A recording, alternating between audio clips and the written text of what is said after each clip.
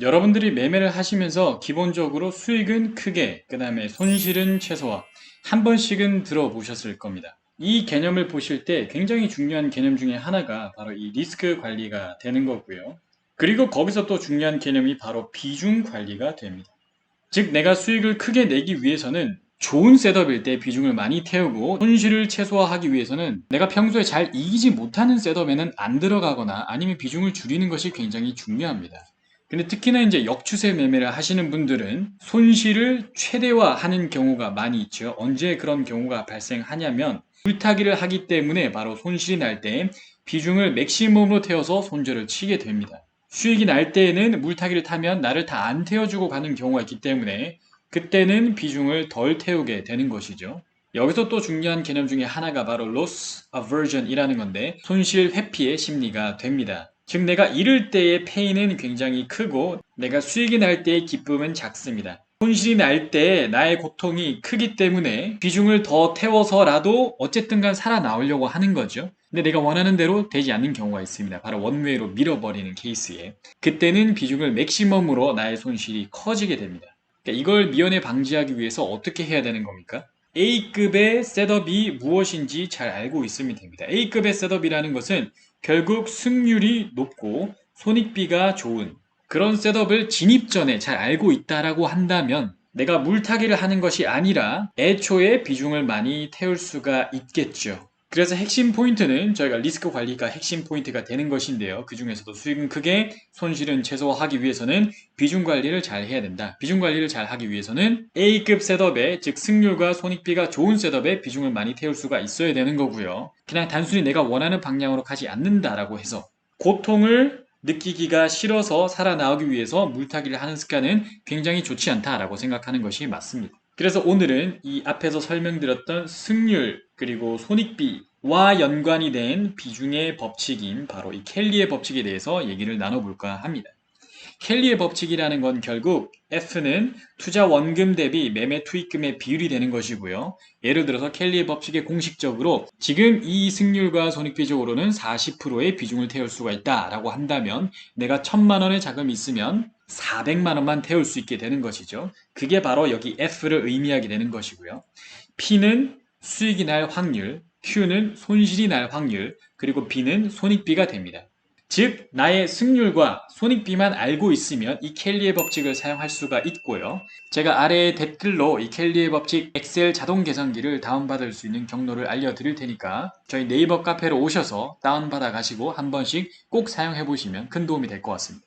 자, 그러면 저희 이제 켈리의 법칙에 대해서 좀 더 디테일하게 알아보도록 하겠습니다. 먼저 이 위에 있는 P와 Q를 볼 텐데요. P는 바로 승률, Q는 손실이 날 확률이 되겠습니다. 간단하게 계산하기 위해서 승률이 100%라고 해보겠습니다. 물론 승률이 100%인 트레이딩은 없겠죠. 그럼 손실이 날 확률은 0%입니다. 그러면 수치가 뭐가 나옵니까? 바로 P에서 Q를 빼면 100이라는 수치가 나옵니다. 이 100이라는 수치가 바로 F가 되겠죠. 지금은 손익비는 일단 생각하지 않을 거고요. 그러면 이게 뭐냐면요. 내가 예를 들어서 1000만 원이 있다라고 한다면 1000만 원을 다 들어갈 수 있다라는 의미가 되는 겁니다. 10억 있으면 10억을 다 들어가도 괜찮아요. 100% 이기는데 두려워할 게 있겠습니까? 당연히 없겠죠. 자, 예를 들어서 그 다음에는 내가 이기는 승률이 70%라고 해보겠습니다. 그럼 내가 지는 확률은 30%가 되는 거잖아요. 그러면 40이라는 수치가 나옵니다. 즉 나의 원금 대비 40%의 비중을 태울 수 있다라는 의미가 되는 거고요. 자, 여기까지도 어렵지 않죠. 자, 여기서 이제 저희가 손익비라는 변수를 대입해 볼 겁니다. 예를 들어서 나의 손익비가 2대 1이라는 것은 결국 나의 손익비가 2라는 의미가 되겠죠. 그럼 지금 제가 방금 전에 70에서 30을 뺀 40%의 비중을 투입할 수 있다고 설명을 드렸는데 분모에다가 2를 넣는 거예요. 왜냐하면 지금 B, 즉 손익비가 2이기 때문에 그러면 이 전체의 수치가 15가 되는 거잖아요. 그럼 계산식이 어떻게 되는 겁니까? 70에서 15를 빼면 55%라는 수치가 나옵니다. 즉 나의 F가 뭐가 된다라는 겁니까? 55%가 되기 때문에 손익비, 좋은 손익비로는 투자 원금 대비 매매 투입금의 비율이 올라간다라고 생각하시면 됩니다. 즉 나의 승률이 좋을수록 혹은 손익비가 좋을수록 이 F, 즉 매매 투입금의 비율은 커진다라고 생각하시면 되고요. 아닌 경우에는 낮아지겠죠. 그럼 여기서 무엇을 생각해 봐야 되는 겁니까? 내가 만약에 역추세 매매를 한다라는 가정하에서 역추세 매매의 승률은 어떻게 되는 겁니까? 승률은 안 좋겠죠. 손익비는 안 좋겠죠.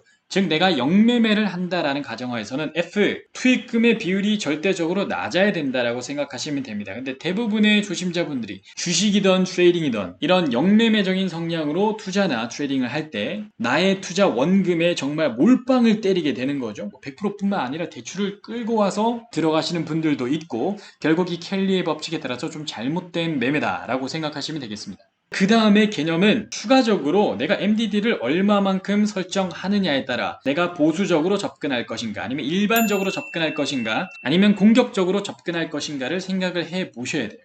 그러니까 즉 내가 한 번에 얼만큼의 손실을 감내할 수 있는 트레이더인가 생각을 해보시면 되는데 보통 MDD가 15%가 넘어가기 시작하면 이성을 잃기 시작합니다. 이성을 잃는다라는 것의 의미가 내가 손실을 빨리 복구하기 위해서 비이성적인 생각과 행동을 하기 시작하는 순간이라고 생각하시면 되고요. 그렇기 때문에 내가 매매 한 번에 1%를 잡고 들어간다라는 것은 보수적인 접근, 일반적인 접근은 2.5%, 공격적인 접근은 5%라고 생각을 하시면 됩니다. 왜냐하면 MDD가 15%잖아요. 공격적으로 접근한다라고 했을 때 연속 3번을 손절을 치면 바로 MDD를 쳐버리게 됩니다. 근데 내가 보수적으로 접근한다라고 하면 연속으로 15번 손절을 쳐야 15%를 치게 되는데 연속으로 15번 손절을 친다라는 것도 문제가 있어요. 지금 뭔가 전략을 백테스팅을 돌려보지 않았다라고 생각하시면 될 것 같습니다.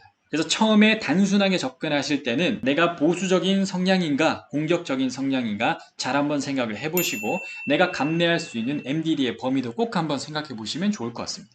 자, 근데 중요한 것은 대부분의 트레이더 분들이 나의 승률과 그 다음에 손익비를 잘 몰라요. 물론 이거를 매매하실 때마다 엑셀에 기록해서 추적을 할 수도 있지만 매매가 많다라는 가정하에 기간이 늘어난다라는 가정하에 추적하기가 굉장히 어렵습니다. 그래서 어떤 게 굉장히 중요하냐면 이 매매 통계 수치를 분석해주는 프로그램을 쓰시는 걸 꼭 추천을 드리고요. 한국에는 이런 프로그램이 아직 없어요. 특히나 증권사에서 굉장히 디테일한 매매 통계 수치를 분석해주는 프로그램이 없죠. 자, 그렇기 때문에 이제 저 같은 경우는 개인적으로 외국 소프트웨어와 이런 매매 통계 수치를 분석해주는 프로그램을 쓰는 걸 선호하고요. 보시면 낱낱이 분석을 해줍니다. 지금은 아주 일부분만 보는 것이지만요. 이거보다 훨씬 디테일한 것들을 분석해준다라고 생각하시면 되고 기본적으로 여기 나와 있는 것이 지금 승률 그 다음에 이제 평균적으로 따는 금액에서 평균적으로 잃는 금액을 나누면 손익비가 나오겠죠. 여기 지금 보면 대충 2대 1이다 라는 것을 알 수가 있고요. 제가 그냥 예시로 가지고 온 겁니다. 지금 데이터는.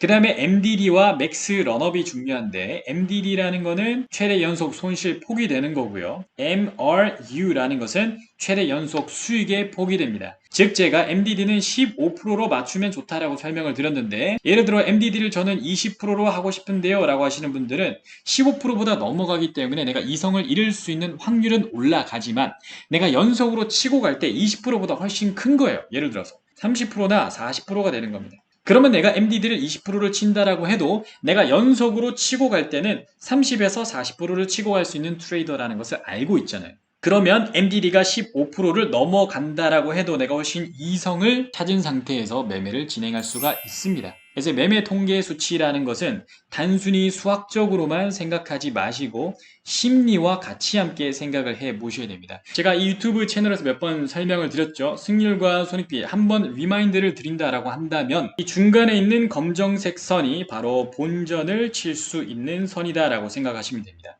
즉 나의 손익비가 1대1이고 여기가 지금 손익비가 되는 것이죠. 여기는 지금 승률이 되는 것이죠. 나의 손익비가 1대1이고 나의 승률이 50%라고 한다면 본전을 칠 수 있는 상태가 됩니다. 수익이 나기 위해서 어떻게 해야 되는 겁니까? 손익비가 좋아지거나 아니면 승률이 올라가거나를 생각하면 됩니다. 근데 내가 수백 번, 수천 번 매매를 해 보시면 여러분들이 결국 타일에 맞는 곳을 찾을 수가 있어요. 보통 승률이 너무 높아야 된다라고 한다면 좋지 않습니다. 즉 나의 손익비가 0.5도 되지 않는다. 0.5 미만이라고 한다면 내가 수익 낼 확률이 굉장히 높아야 되기 때문에 프레셔가 커지게 되는 것이죠. 특히나 이제 역추세 매매를 하시는 분들은 손익비가 굉장히 좋지 않기 때문에 즉 내가 한번 잃을 때 크게 잃기 때문에 승률이 높아야 된다라는 강박관념이 있는 분들이 많이 있어요. 즉 연승에 집착을 하기 시작합니다.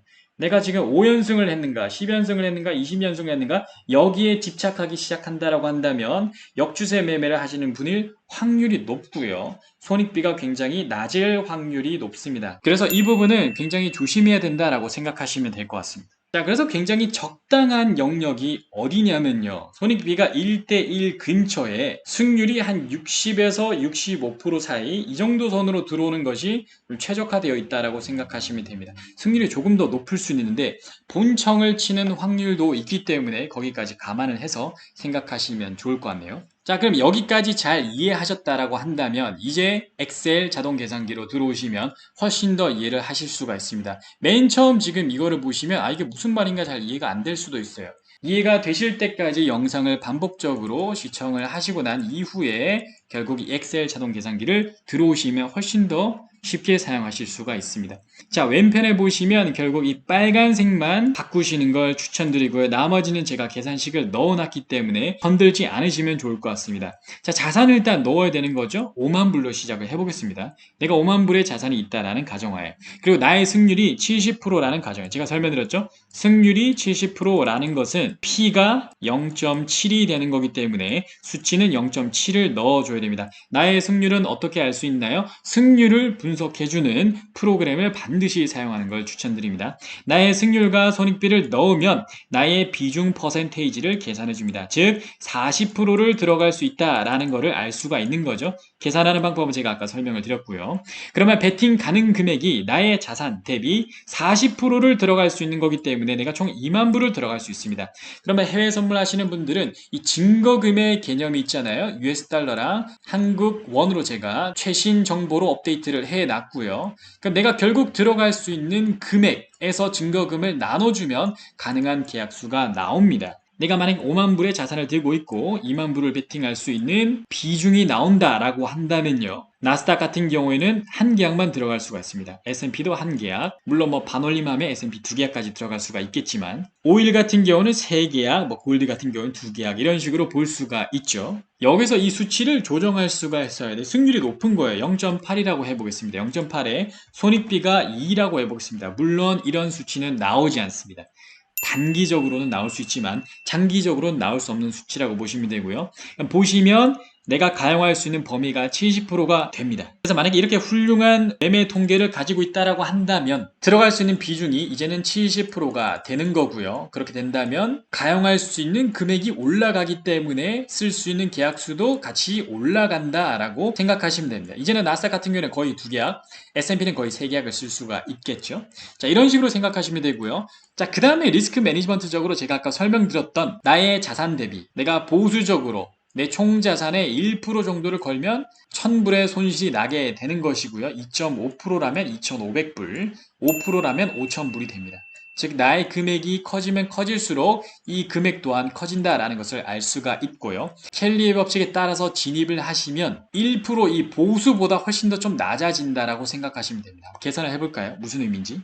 지금 10만 불로 들어갔을 때 보수 1%면 손실이 1000불이잖아요. 근데 지금 켈리의 법칙, 즉 승률 62%에 손익비 0.9에 따라서 들어간다라고 했을 때 나스닥을 한 계약 들어갈 수 있으니까 최근에 나스닥 같은 경우에 ATR적으로 한 60에서 80틱 정도의 손절이면 괜찮거든요. 물론 타임프레임에 따라 다릅니다. 근데 60에서 80틱 손절을 건다라고 했을 때는 손실금이 300불에서 400불이 되는 거죠. 그러면 1%도 안 되는 수치라는 것을 알 수가 있습니다. 지금 0.3에서 0.4%가 되는, 그러니까 완전 극보수로 갈 수가 있다라고 생각하시면 되겠습니다. 자, 코인 같은 경우에도 계산을 할 수가 있습니다. 여러분의 자산 여전히 타이핑해서 넣으시고요. 코인 하시는 분들도 매매 통계 수치를 반드시 보시는 걸 추천드립니다. 나의 승률이 70%다. 그리고 나의 손익비가 1대1이다 라는 가정하에서 코인 하시는 분들, 그럼 내가 베팅할 수 있는 가용 금액은 4만 불이 되는 거잖아요. 예를 들어서 비트코인을 매매한다 라는 가정하에서 익손절의 범위가 100포인트라고 하겠습니다. 자, 그러면 이제 익손절의 금액이 700불 정도가 나오게 되는 것이고요. 이거 수익률이나 손절률이 1.79가 되는 겁니다. 즉 보수와 일반 사이에 들어온다라고 생각하시면 되고, 코인에는 여러분들이 쓸 수 있는 레버리지가 정해져 있잖아요. 5배 정도가 되면 내가 보수에서 일반 사이구나 라는 것을 알 수가 있습니다. 예를 들어 내가 레버리지를 10배를 땡긴다라고 한다면 이제는 3.57%가 되는 거니까 바로 일반에서 공격의 사이로 들어온다라고 생각하시면 되겠죠. 즉 코인도 똑같은 맥락 속에서 나의 자산 대비, 나의 승률과 손익비 대비 베팅 가능한 금액을 먼저 알아내시고 종목에 따른 익손절의 범위를 알고 나면 내가 얼마만큼의 레버리지를 당겨야 되는지를 바로 이 수익률과 손실의 퍼센테이지를 통해 알 수가 있습니다. 자, 그래서 이 영상에 디테일한 부분이 많이 들어갔는데 제가 다시 요약을 해드린다라고 한다면 수익은 크게, 그 다음에 손실은 최소화. 되게 간단한 말이지만 그 이면에는 매매 통계와 그리고 여러분의 심리 등등 다양한 요소가 들어가 있습니다.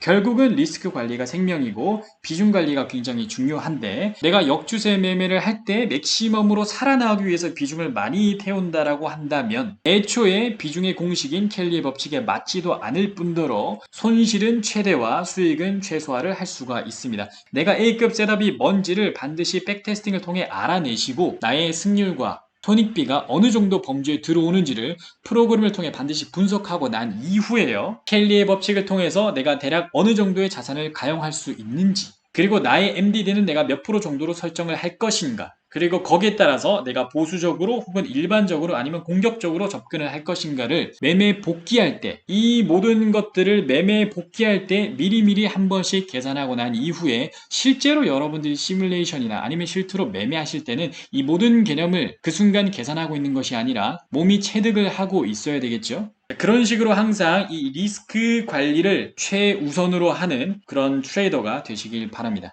감사합니다.